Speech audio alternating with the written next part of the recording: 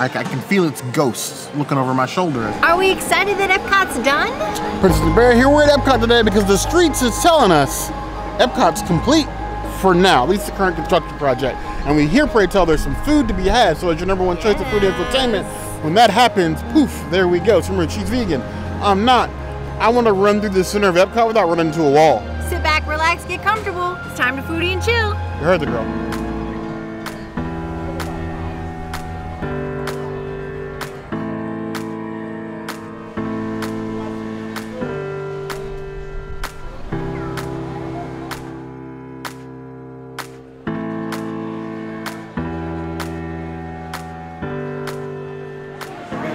I got a Cider House Boys mojito ale, which I'm kind of excited about. All of Cider House Boys ciders are vegan. Oh yeah. Oh, that tastes just like a mojito, but like not too much mint. So this is the mojito drink for the mojito lovers that don't like too much of those leafies in their drinks. I would give this a 4 out of 5 ciders. This is surprisingly tasty. Cider House Boys, because the boys are back in town, or at least welcome to CommuniCore Hall. You sit upon the grave of the great buildings that have come before you. The former Club Cool, which is now moved. Now what used to be the Light Lab. I can feel its ghosts looking over my shoulder as we cheers to it. But it's a very nice, very comfortable seating area. As for this Cider Boys mojito cider, that's an interesting mouthful of words.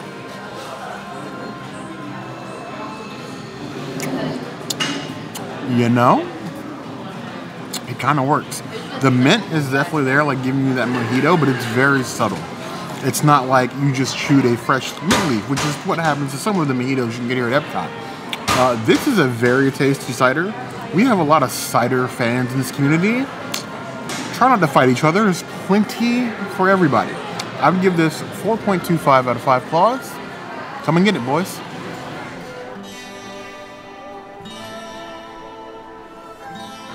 Here we have this strawberry heat wave from Brew Hub. We've had a couple of Brew Hub beers this year at Epcot. They seem to be pulling like the Three Daughters, and bit by bit we're starting to see more of them. Now this is a mixture of strawberry and habanero in a beer. It smells like melted strawberry candy. I don't know about habanero, but we shall see.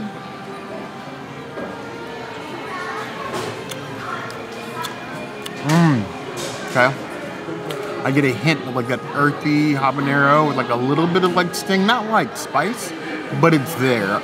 Underneath like the waves, sort of like chilling. Now, I believe I've had this one before. The booth that's attached to CommuniCore Hall is called Festival Favorites. So I'm assuming that we're gonna see some festival favorites from different festivals around Epcot rotate in and out of that booth. The question is, how often are you gonna rotate? And are you just rotating from the last festival, or are you just rotating, period? Like all the festivals past. It'll be interesting to see. And of course, when new things pop up here, whether we find them first or you guys find them first, if you let us know, we'll definitely come back here and give them a shot. This beer, I'm gonna give a 3.5 out of 5 claws. It's okay. I feel like it could be more strawberry forward. I definitely think the Princess made the better beer choice on this very day.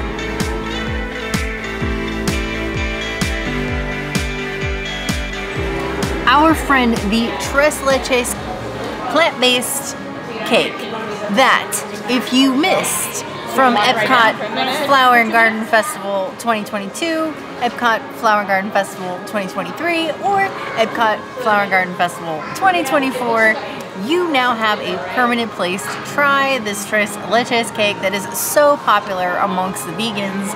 Myself, I love it as well, except for the toasted coconut on top. So I have the knife here specifically so that I can just kind of like wipe off as much toasted coconut as possible and still take a gorgeous bite, because this cake is so good. Look at that cross section. Look at that gorgeousness, like beautimous. The only thing that I don't like about it is the top part. So cheers to having this cake all year round. It is a celebration of flavor. That is the way that cake is meant to be experienced. I think this is the best version of this cake that I have had to date, mostly because it is so soft and room temperature because it's hot outside that it's very easy for me to scrape off the coconut. Easiest yet. Which is surprising because I guess, I mean, the booth is usually outside. But anyway, I like it. I'm going to give it a 4.75 out of 5 cakes. It is the best version of this cake I've ever had, like I said. And I think I'm going to steal one more bite before I make Bear eat all of the coconut. Because, you know, I guess I'm eating with a knife now. And it's that good. Oh, wait. Oh, that was a bad life choice. Okay, it's shaved coconut. It's just, the texture of coconut, it just makes me want to gag. Children, boys, girls, they and them, let that be a lesson to you. Don't put knives in your mouth, even plastic knives, or it will taste like shaved coconut. That is a bad thing. Bad thing, okay? So, this Tres Leches, at this point, I'm just going to call it the immortal Tres Leches because this is the Tres Leches that just will not go away. It keeps coming back year after year, of varying consistency, but I'm glad it's here. I'm glad that they at least thought about having a plant-based item at the Festival Favorites. Every booth should have a plant-based item, but that's a different hill to die on for a different day. Mouthful of the coconut. I don't often give desserts praise. I'm not a dessert bear. I'm sweet, but I'm not like the bear of desserts. This dessert, when you get it made correctly, is magnifique. The layers, the softness, the creaminess in your mouth with no dairy whatsoever, so I don't have to worry about killing over. Vegans get to eat a guilt-free dessert. I absolutely see no downsides here. I give this 4.75 out of 5 claws. They could have given us any myriad of terrible plant-based options. They picked a good one today.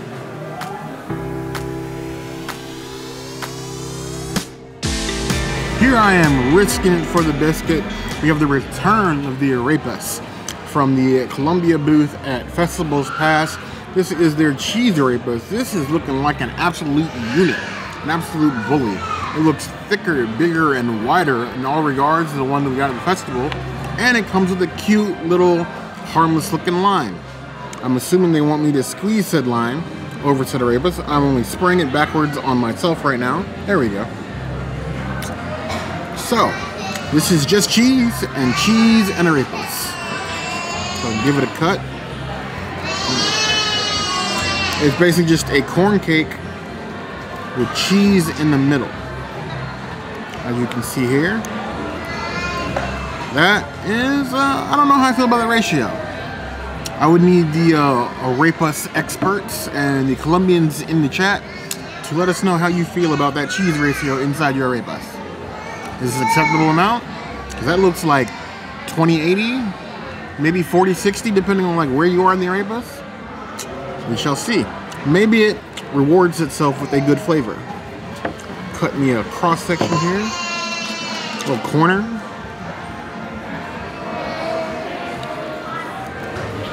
I really did not expect the lime to do so much of the lifting. I wouldn't say heavy lifting, but equal parts lifting to all the rest of the ingredients.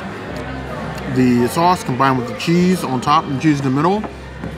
It's like a corn grilled cheese in all the best ways. It's got a little bit of soul to it. It's got a little bit of ethnic pride in it.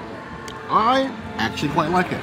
I don't remember liking the arepas that well when they were in the booth. They seemed hard to execute, but maybe now that the Festival Favorites is more like a permanent location with a full kitchen on the backside of it, maybe we'll see some of these dishes being executed better, where they were a little bit harder to execute like in a booth on World Showcase. This one, I'm giving 4 out of 5 claws. It's still got nothing on Universal's arepas, but it's headed in an upward direction and I can't ask for more than that.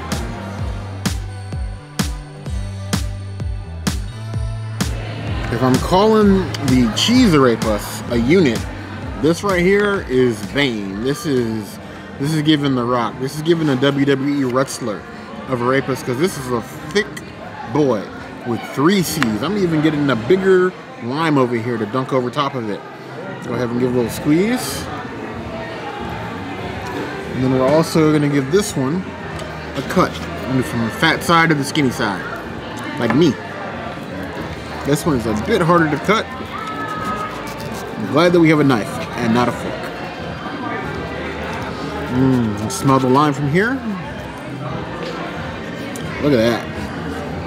That is a thick boy. Thicken. Thickules. Thicklatides. Henry Thick.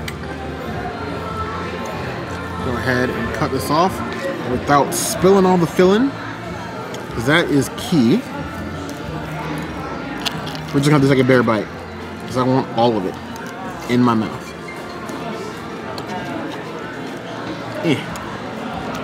Sharper knives. No, don't give us sharper knives. I'll cut myself. I need all the safety things. There we go.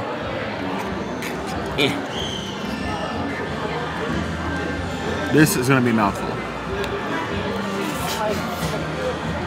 That's the kind of dish that makes me angry.